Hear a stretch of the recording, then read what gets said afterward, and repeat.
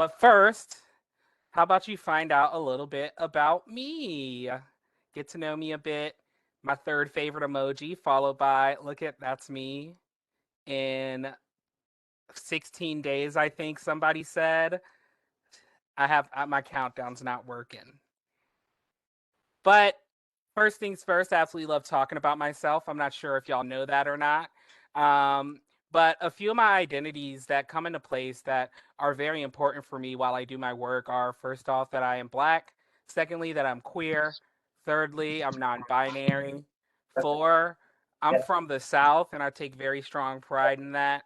Um, a couple of y'all here have had some of my cooking, and you find out that once I'm cooking Southern food, I don't mess around. Um, and keep the sugar out of your grits. That's all I'm gonna say about that. Um, and I don't often like to tell people that I grew up low income or working class. What I often describe as my social economic status growing up is I was trailer park raised, because growing up in a trailer park is a special kind of working class, and there's a special kind of culture that comes from there, and just a different outlook on life, in my opinion. And then lastly, I'm a gamer, and you'll see that that identity of me being a gamer will come up multiple times here in my work.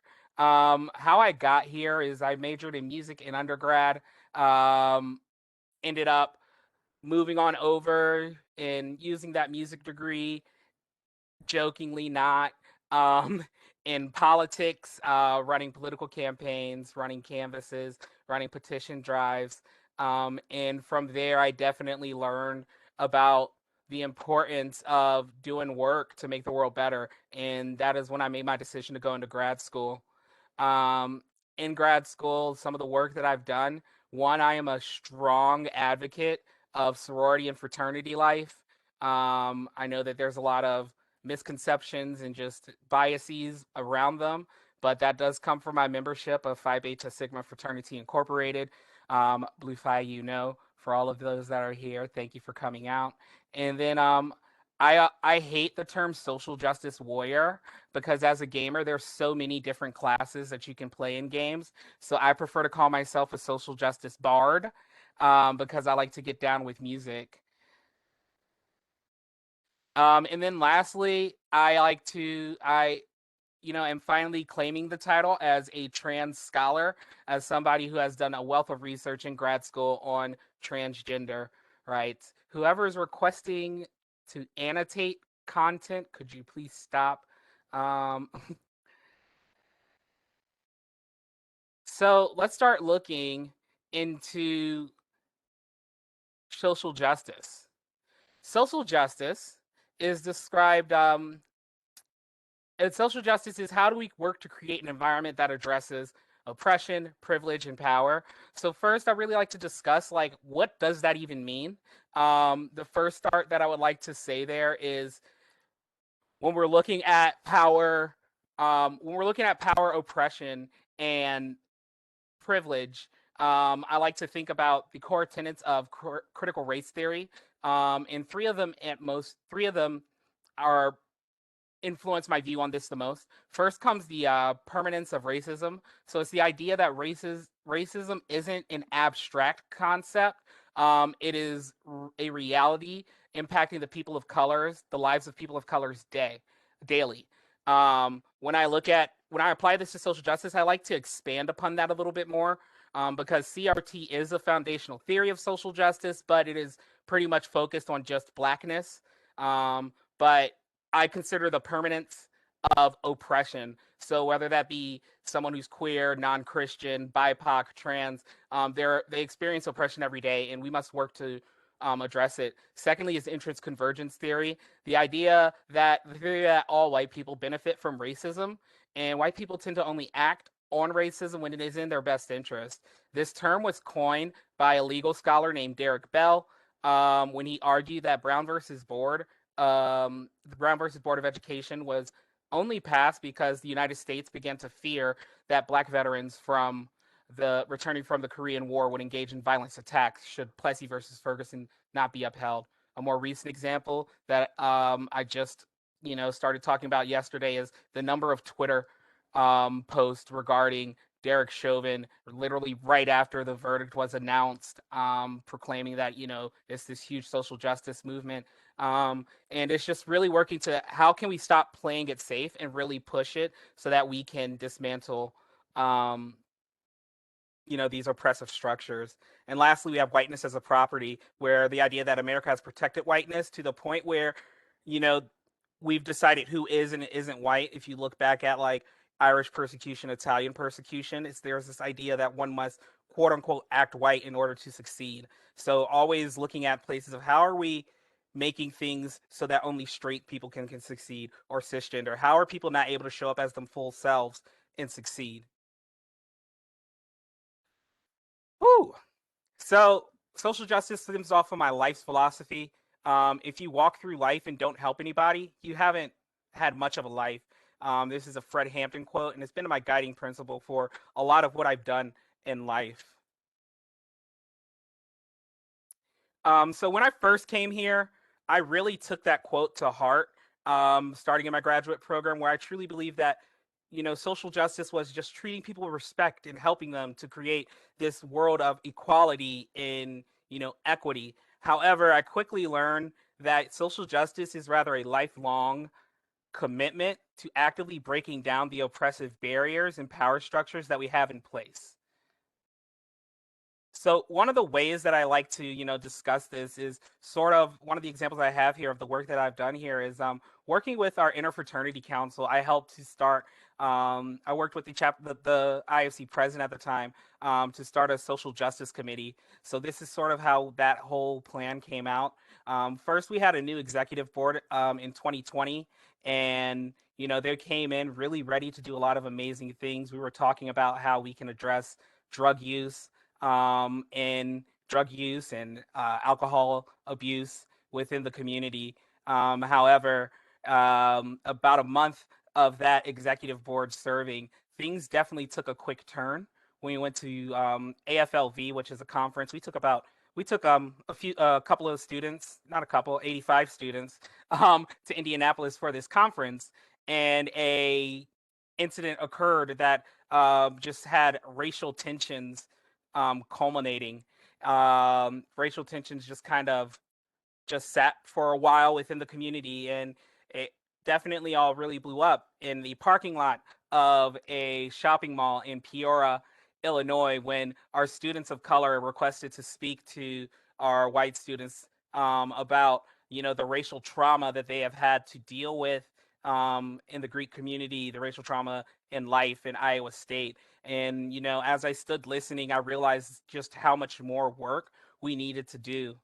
Um, I got really excited when we returned to campus, though, because the IFC president, who's a white guy, um, he and one of the greatest students I've had a chance to work with. In all honesty, he came up to me and just straight up asked me how does he talk about race. It's not something that he's comfortable with, not something that he even knows. So we were able to discuss, like, go through talking about to talk about issues such as race, sexuality, and gender, and the impact it would have within the IFC. And this quickly helped me learn how to talk about really hard issues such as critical race theory or intersectionality with a large group of white college age males who, frankly, may want to do a lot of work but might not have a lot of the knowledge about social justice issues. Um, and we continued that work until the murder of George Floyd last summer, when he texted me and really said we need to, stop just talking about the work that we're doing in social justice and start moving towards actually doing work. And that's when, we really started meeting and talking about what establishing a social justice committee within IFC. And they've been doing all sorts of work, and I'm definitely still very proud of them for the work that they've been doing. Another example that I have here is Dialogues of Diversity. I had an opportunity this past semester to teach a lesson in Dialogues of Diversity um, with the officers of all four of our councils. Um, And using this, I decided to really try and get to a really core issue that I personally see with social justice. That's the issue of cognitive bias. So when I taught the lesson, I sat the students down and set the tone where we watched Jane Elliott's Blue Eye, Brown Eyes experiment, and then we had and after that video, we had a discussion and an activity on cognitive bias. I mean, cognitive dissonance, and sort of how people are continue to perpetuate racism while saying that they are anti-racist. So I have here, if it wants to load, I have here the lesson plan from that dialogues and diversity course where we watched Jane Elliott's video. We had a few discussion questions, moved on into um, you know just do you believe that texting and driving is dangerous, etc. Certain questions, and then like do you text and drive, and they could have an idea of understanding what cognitive bias is if you say you're against something but you're still doing it.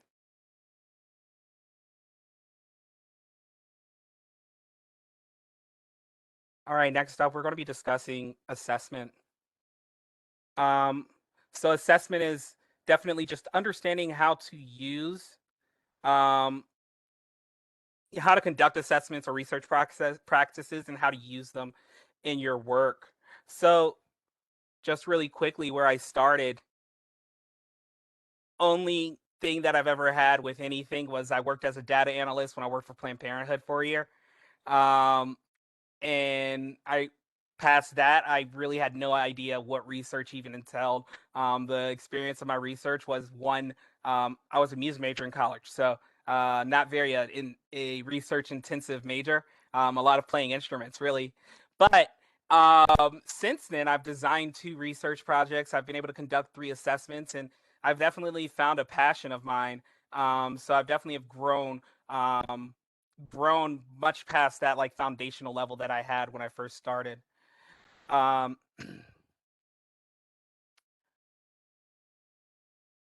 so what did I do? Well, throughout my time here, um, as I said, I'm claiming it because you'll find out more about me and my journey to a PhD later on. But I've claimed that I have, throughout my time here, I've become a trans scholar. This was not something at all that I even intended to happen. In fact, when I came here to Iowa State, I wanted to study public policy in higher education and see how that can impact students. But as I worked on my first research project, I found there's a whole world of just information that we need to discuss and learn and figure out. And um, definitely being able to make some progress in researching the issues in lives of trans students has been a success. So right now, I am um, I am conducting a virtual ethnography on how transgender gamers find community online, and going through different avenues and conducting interviews right now. And another thing that I've done is I've done quantitative analyses on just transgender students in college. Another thing, and this is also why I'm also seeking to get a certificate in research methods in human sciences so that I can continue this work after I graduate. Another example of some of the work that I've done is that I did an esports assessment for our rec services team, and I'll show you all this here. So rec services, they needed somebody to assess. They wanted to assess their new esports program because they wanted to discover, who's participating and what they can do to get more interest. This was a huge investment for Iowa State University. They invested over $600,000. I believe it was like 660 $1,000 into this program. So I was able to just do some research on it and do some assessment on it and evaluate the program.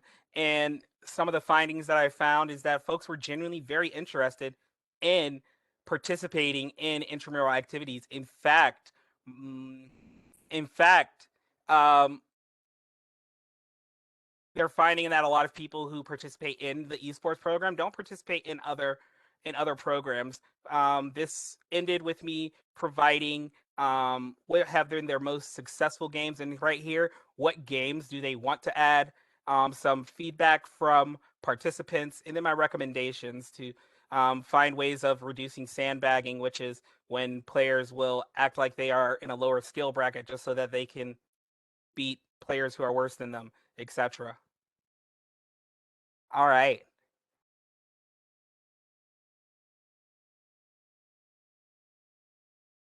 going back, we're going to discuss really quickly advising.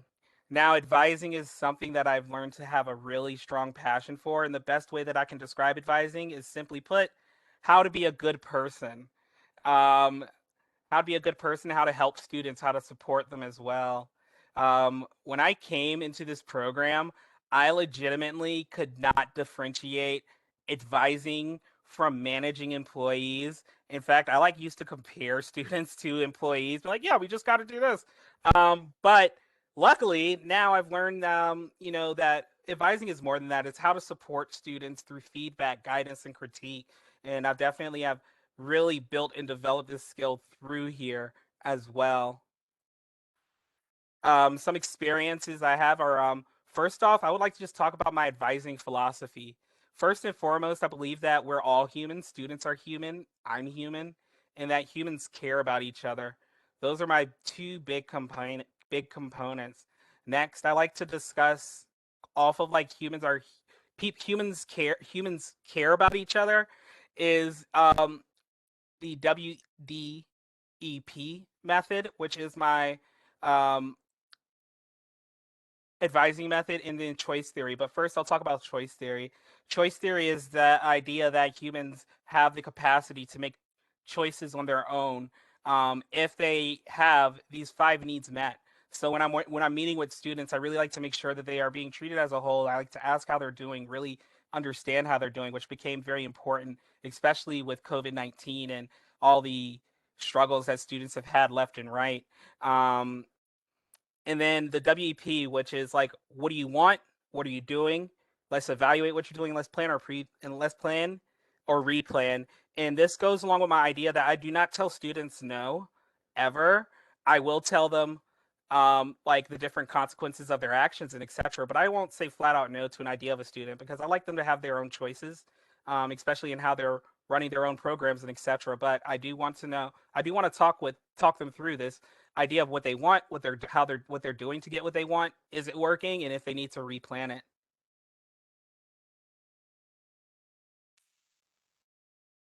And finally, I have some information here to discuss about technology.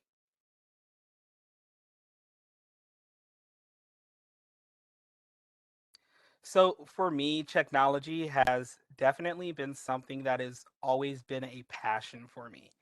Um, and I would start out.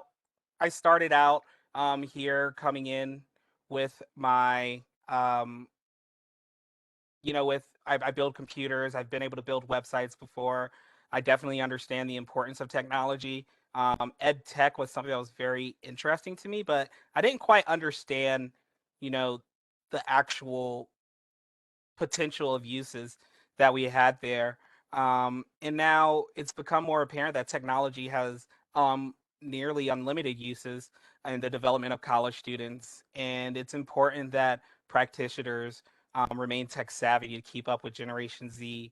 So this is something that like I'm definitely realizing as I talk, like as I just grow and develop my technology competency. I'm just realizing how much I've grown from like a very foundational application to something definitely more intermediate. So I'm going to talk about this from right to left.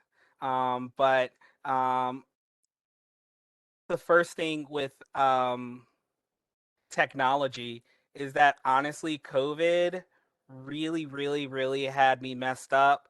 I don't know who else was messed up from COVID here, but quickly we had to change every single thing um, about a very person to person kind of position. I just realized I forgot to talk about it when I was going over advising. But one of the things when I said that I believe in relationship building is that um, there's a history literally since the first fraternity, first Greek lettered organization was started at William and Mary. There's been a history of a tension between university administration and um, and those within fraternity and sorority, and the history of that tension definitely carries over today, where a lot of Greek men and women may not trust the SFE office or may not know who to talk to. And, building intentional relationships was very important to me during that time. And a lot of that time we would spend in the office just honestly talking and, for lack of a better word, shooting the shit. Um, and it was it became such a popular thing that students would stay during what is the name of that um, thing? Oh, Fridays. They actually would stay after. They would come back to the office on Friday nights after class and just vibe in the office with us, which I'll be honest, I thought was completely weird because me, as a college student, the last thing you would see me doing on a Friday at 5 p.m. is being anywhere on campus. Um, I was close to campus in college, but across the street on a Friday at the bar. So it was very fun to be able to just be able to vibe with students at that level. But that quickly changed come to COVID, where everything had to be moved online. And one of the things that was just really shocking to see move online was just how many of my interactions would have to be on Zoom. And I quickly learned how to make Zoom more appealing. How can we play games in Zoom? How can we have more interaction in Zoom? Because I know that just sitting in front of a camera with a bunch of tiles that are turned off definitely gets annoying and it's kind of sucks. My educator friends in here definitely know how that feels. And also we had to learn a lot with working from home and how to use technology. One of the technologies that I ended up really just kind of latching onto and learning and loving is game-based learning. Game-based learning is game-based learning refers to a type of gameplay that has defined learning outcomes. So I fell in love with this, especially when I started to apply things like student development theory to start understanding how we can build programs to address certain um, cognitive development with our students. And it allowed me to really just prevail and increase my knowledge of um, just technology. So here I'm going to show you an example of oh, uh-oh.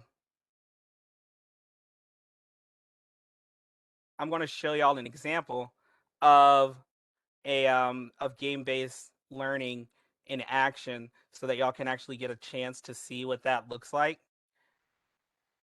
I'm sorry, I really did think that the slide was working, but it's all cool. I can just load it in now. All right, are y'all able to see the game? Awesome. So this is a game that this is a part of a learning module that I made on the history of sorority and fraternity for my assistantship. And if you're able to, in essentially this was the quiz at the end of the module so that they can do their own assessment to see how they were doing.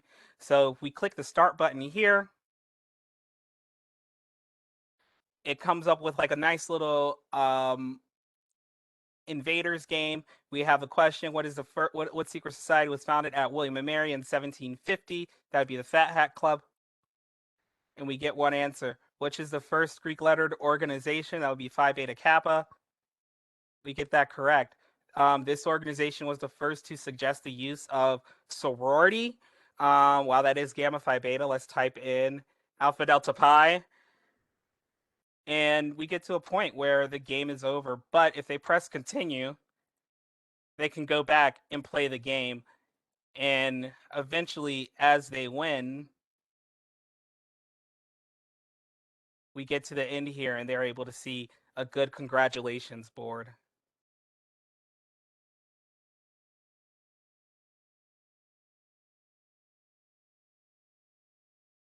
And finally, what's next? Because everybody seems to want to know the answer to that question. I get asked that question at least 4 times a day. To put it simply, I'll let the Joker answer.